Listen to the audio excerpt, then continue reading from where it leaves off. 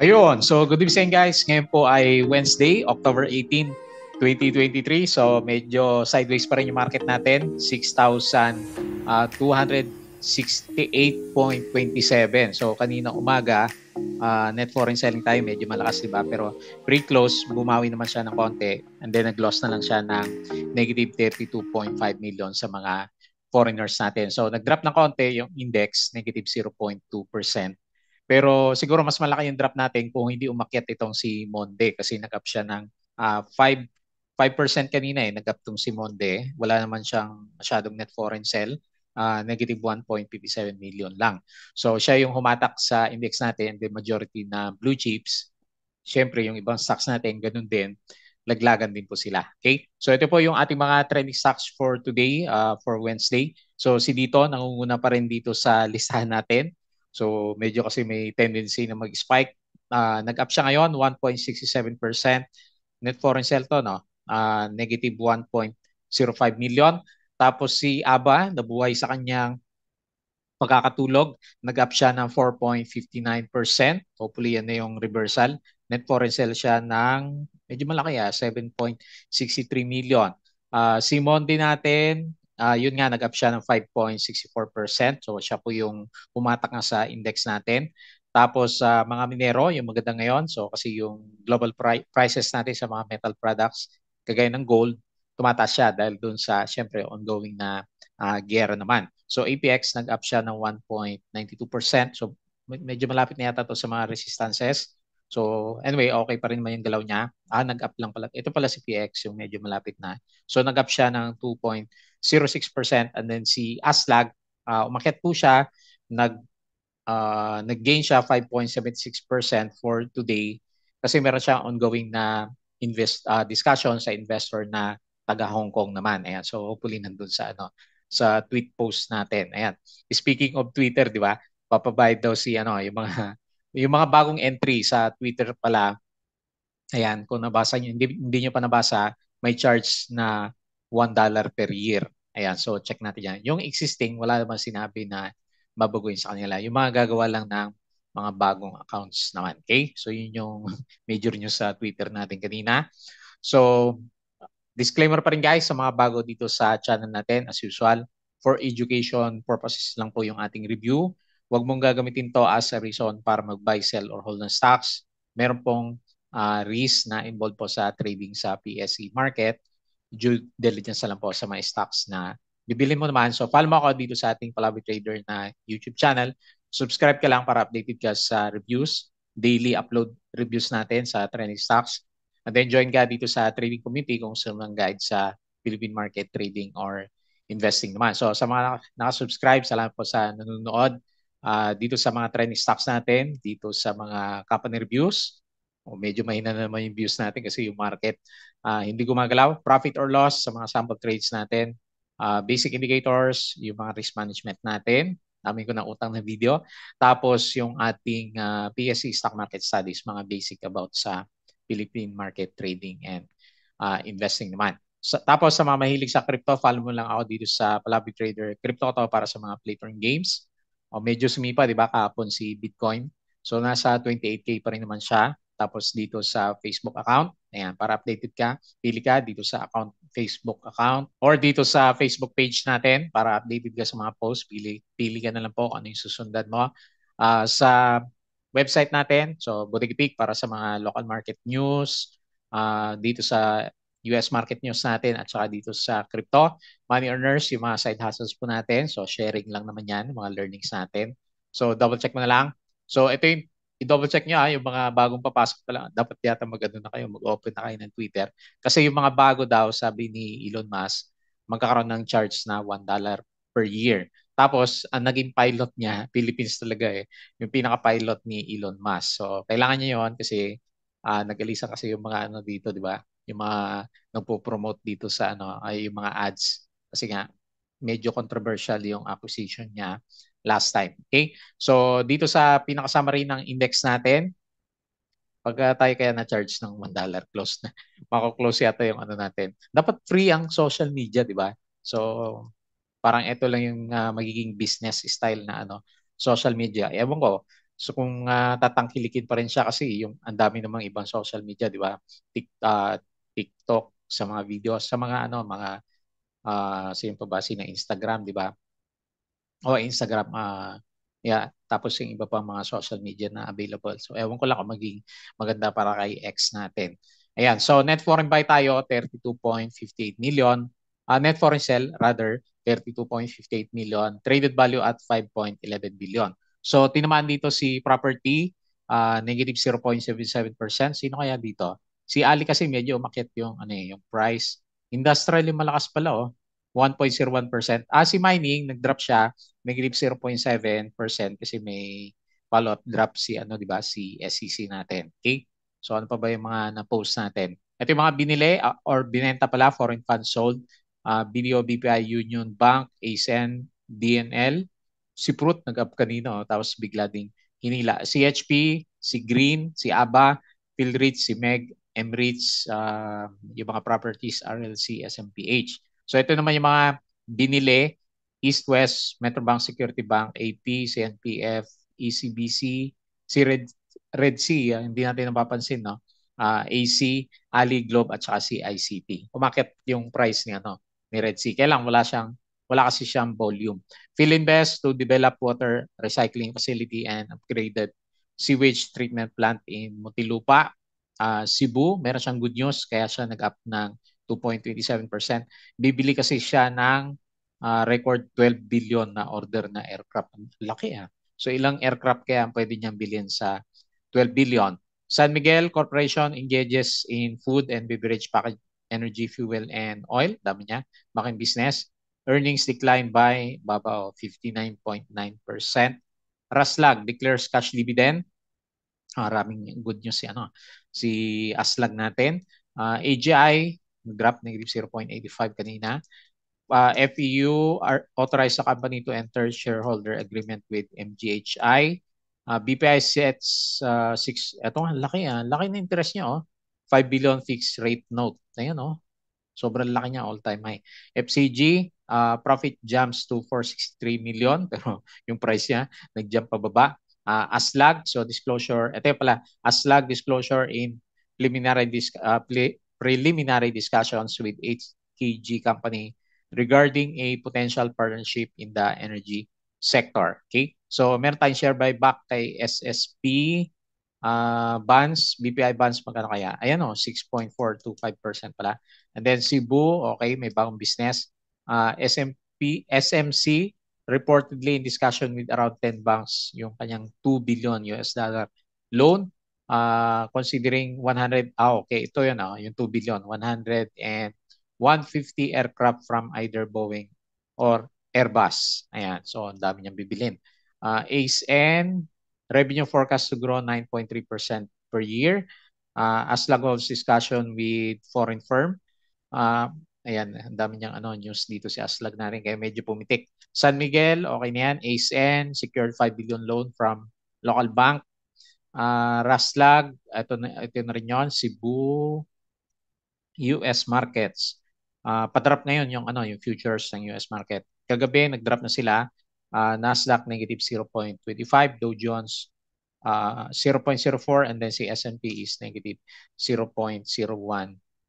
Okay? So, yun lang po yung mga post natin for today. And then guys, as usual, yung ating patron sa mga gustong sumali sa trading group natin, gusto kasama natin mag-trade sa market, sali ka lang po dito sa Patreon channel naman. Okay? So double check mo na lang po. So tingin tayo dito sa ating 2Trade Asia Prime. Refresh natin ng konti. So nag-drop na tayo, negative 0.2%, 6,268. So mukhang napako tayo dito doon na. Pag inabutan tayo next week sa 6.2, hindi na masyadong gagalaw kasi di ba 1 week yung bakasyon. Value, turnover value 4.82 billion. So nung umaga medyo okay siya. Tapos second half, ayun, nag-pullback na si PSE natin. 70% malaki foreign participation, 32% locals. Pero late 32 million lang yung sell. Ang dami bumagsak ngayon. Nickel, ayan, so ito pala yung napadrop sa mining. SEC, nandyan ba? Nag-green pala si SEC. Ito pala si Nickel humila. Negative 3%. Converge, minus 2.5. Blue, minus 2.3. SMPH minus 2%. So, properties. Monde, ayan. So, siya yung nag-up sa market. 5.64%. Metrobank, 2.96%. Jollibee, 2.28%. So, dito sa mga winners natin, Aslag, nag-up siya ng 5.76. Si Monde, okay, more than 5 ba? Si Costco, nabuhay. Biglang nag-bullish candle si Costco, 5.39%, PNX 5%, ABA 4.59%, si Ani, ayan, bumawi, 4.42%, BSC 3.55%. So, marami na naman tayo nakita na sumisipa na mga penny. Si Plus 3.19, nag-recover. Metrobank 2.96, Security Bank 2.43, and then si Cebu is 2.27. So dito sa losers, Apollo, pinakamalakas, minus 5.88, PXP minus 4.35, PHR 3.57, Sinao na pullback 2.86, Converge more than 2%, si Blue more than 2%, and then si Green natin, nag-drop din pala siya ng 2.17% naman. Okay? So, tingin ko mas marami yung yung sellers dito sa market natin. So, yun nga, hinatak lang kasi ni Monde. Kaya medyo maganda po yung pinaka-index natin pero mahina. Kasi nga, wala masyadong buyers yung foreigners. So 6.4 pa rin naman yung resistance natin malapit dito sa MA100 and then hindi natin matansya yung 6164 yung pinaka-support pa rin natin. Hindi ko inaalis dito kasi yun nga yung galaw dito ngayong araw na to medyo marami po yung blue chips na bumagsak kaya hindi natin masyadong sure kung ano nga ba tong konting pullback lang ba to or yan yung reversal ng candle natin. Kasi parang ayaw niya umalis dito sa below 6,300 level naman. So, sabi ko nga kanina, kung abutan tayo next week, hindi gumalaw sa 6 to si PSE, baka yan yung abutan natin sa second week ng November kasi first week puro holiday yung yung November po natin. Okay, so yan na lang muna lalagyan natin trading range 6.1 until 6,400 naman. Okay? So based dito sa galaw sa US market, tignan naman natin. So refresh ko lang siya para makita natin. Ayan, mukhang pabagsak ngayon dito sa US market. Nasdaq, negative 0.57. Mukhang yung bounce niya, technical bounce tapos pababa yung index ng US. Negative 0.57.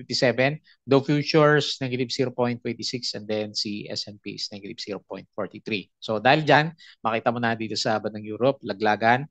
Okay, so dito naman sa bandang Asia, ayan, mas marami yung may berde pero mas malalakas yung drop ng mga Asian markets natin. Okay, so hindi siya masyadong nag-bounce Ayan.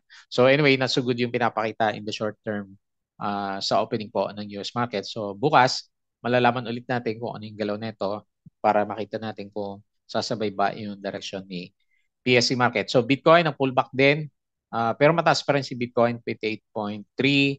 Ethereum is 1.58 and then si BNB is 213 naman. Okay? So nagre-recover siya pero mas marami yung mapula ngayon. Yung mga chart niya puro green, pero mas marami naman yung nag-drop for today's trading natin. Ayun, malakas si TRX 0.0889. Okay? So anyway, hindi pa rin naman masyadong exciting yung galaw dito sa crypto kasi hindi siya maka-breakout eh. So tingnan natin for the coming few days kung maabot na natin yung 30,000 level ni Bitcoin naman. Okay? So balik tayo dito, refresh natin siya para hindi siya mag-close. And then, tingin tayo dito sa trending stocks natin. So, unahin natin si dito. Wala akong nabasang mga catalyst. Maliban lang kay Aslag. So, the rest ng mga stocks natin, medyo mahina. Ayun. So, ito yung sabi natin, di ba? Na sana maliit lang na candle yung igalaw ni dito natin para matuloy yung formation niya ng flag dito sa area natin na to. Kasi kung iyan na yung pinaka reversal ng inverted Dow natin kahapon. So good siya, di ba? So sabi natin, hanggat hindi siya nagbi-below 3.4 siguro or mag-retest dito sa trend lines ang ginuguhit natin, then goods, meron pa siguro mga follow-up na galawang kayo dito. Kasi ito yung ito yung trading channel niya sa ngayon. So medyo nauntog siya dyan, pwede mo ilagay na ganyan. So depende naman sa tumitingin or ganyan kung medyo bullish ka sa kanya. Pero Okay, so currently nasa resistance yung price action. Nonetheless, okay naman yung ginalaw niya. Kasi yung in-expect natin, sabi natin kahapon na short candle lang dapat para hindi masyadong mabulabog yung mga traders natin kay dito. Ayan. Cross trade daw tong malaking volume pala na to na nakita natin nung Friday trading natin. Okay? So based dito sa price action, meron ba tayong karga o ano lang to, locals? So nag-up siya 1.67%. Okay, so sell tayo, negative 1.05 million. SB equities, call buyer, and then call wealth yung ating pinaka-main seller naman. So intact yung trend ni dito natin. Next si ABA, so yan na ba? Mapapaaba ka ba dito o ano? Kasi nakailang try na siya ng recover pero nag-ano lang siya, nagko-console lang dito sa bandang baba. So meron siyang support dito, strong support sa 1.1 kasi hindi siya nababasag pero nagko-console lang yung price action. So tanong kasi diyan, gaano katagal tong consolidation natin sa kanya. Ayan, so ito yung range natin. Maliit na range para kay ABA natin kasi laki ng ng drop niya last time. So ngayon meron siyang volume. Ano ba yung volume niyan? Silipin natin. Foreign ba yan o Tay-Tay lang? So nag-up naman siya, okay. 4.59%. Ayan, sell. Negative 7.6 million net sell. Lumabas na. Maybank Guild, ang buyer, and then APS. Maybank yung ating pinaka-main seller naman sa kanya. So, too early to say pala kung reversal na si Aba natin. So tingnan natin kung hindi siya mauntog dito sa RSI 50 for the coming few days. Selling pala tong volume na nakita natin pero medyo malakas, okay naman, okay lang, medyo maganda yung galaw niya pero hindi pa masyadong convincing kung reversal na ba yung current candle natin kasi parang nahirapan siyang mag-breakout dito sa malapit sa 1.18 naman. Okay? So yung pinakita natin kay Aba, no news. Tapos si Monde, ano ba meron dito? Bigla niyang tinulak yung index natin. So technical bounce lang siguro na wala tayong nakitang news sa kanya. So dahil pero medyo malakas yung galaw niya, makita mo dito. Medyo lumampas siya dito sa 'di ba? MA9. So pwede niya yung support or dito sa bandang baba. So dito na lang sa 8.5.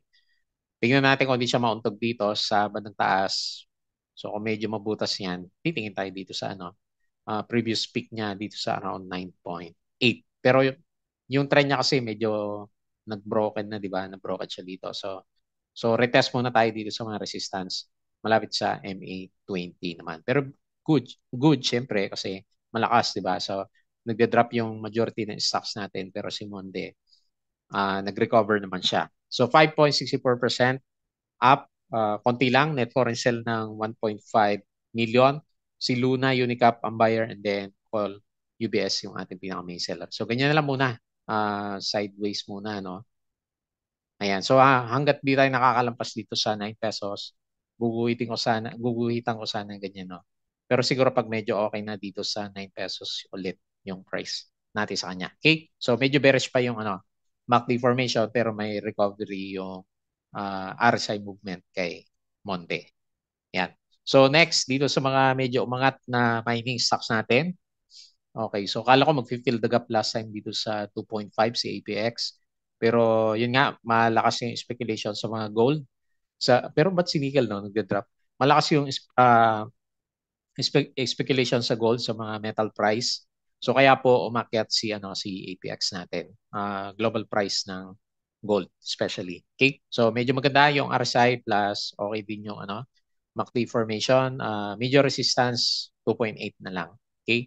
So anyway, may chance. May chance, 'di ba? Kasi nag-bounce. Nag-bounce siya dito although red yung candle. Nag-bounce siya dito sa MA 100 naman. So meron tayong support before dito sa gap natin dito sa 2.56. Yan. So okay na rin, 'di ba? Kasi kahit papaano nakabalik na siya. So nag-reverse na yung direction nitong si APX. Okay? So kung manggat siguro tuloy yung giyera doon sa Middle East. So baka itong mga to medyo maganda-ganda din kahit papaano yung galaw nila. So nag-up siya 1.92%, 54K net foreign buy. Call CitySec ang buyer and then APS call yung ating pinaka-main seller. And then si Aslag. So pinaka-winner natin for today. So alam niyo na yung catalyst. Meron siyang ongoing na speculations Kasi hindi pa naman done deal, di ba? Pero meron siyang kausap na investor which is good para sa stocks natin. So, okay na rin, di ba? Kasi ang tagal na rin niya eh. Since dire-diretso din siya, no? Simula ng IPO, ngayon nag-recover siya, no? So, ito yung good sign para sa kanya. Especially kung medyo ma-break natin yung 1.5. Support natin, medyo malayo dito sa MA 100. Ayun, overbought na pala ng konti si Raslag. Pero may volume siya, no? Medyo maganda yung volume niya. Yan, silipin natin yung kanyang price action. 5.76%. Net foreign, wala, no? Call West Link ang buyer and then call TN Senko, yung ating pinaka main seller. Mukhang tayo-tayo lang yung pumipitik dito kay Aslag naman. Okay, so congrats dun sa mayroon. From the last 2 days, breakout niya is nag-up na siya ng halos 15%. Okay, so maganda na yan kung medyo nakasalo ka dito last time sa kanya o dito sa opening niya. Kasi yun nga, meron siyang catalyst kaya patuloy na umakyat yung price action natin. And then lastly, si PX, yung mga mining natin na umarangkada. So, okay yung, pero nasa resistance na, no? Malapit. Medyo malayo pa naman ng konti. 3.07 yung next na resistance. Laki ng trading channel niya, no? So, kung susukatin mo siya, ayan. So, halos sa 13% na rin yung inakyat nitong si PX. Mula dito sa support natin, dito sa 2.6. Yun, overbought na rin yung ating price. Medyo maliit lang yata yung volume niya for today's trading. Okay din yung MACD formation naman niya. Okay, so meron siyang support. Lakas niya eh. Medyo malakas siya kasi malayo dito sa MA9.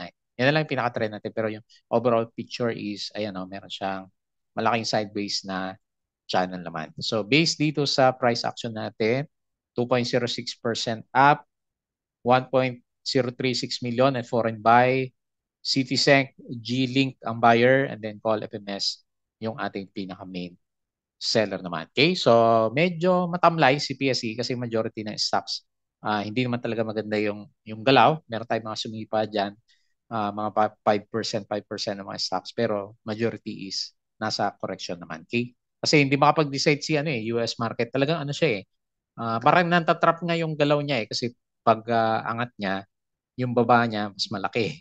So pababa ng pababa yung index naman nila. Okay, so anyway, yun lang muna yung ating review for today. So meron pa naman tayong 2 days. Tingnan natin kung mag-recover pa.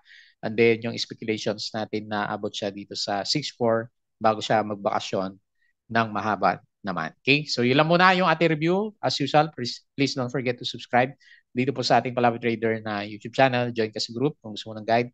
And then message mo po ako pag sumali ka para may sama kita sa group natin.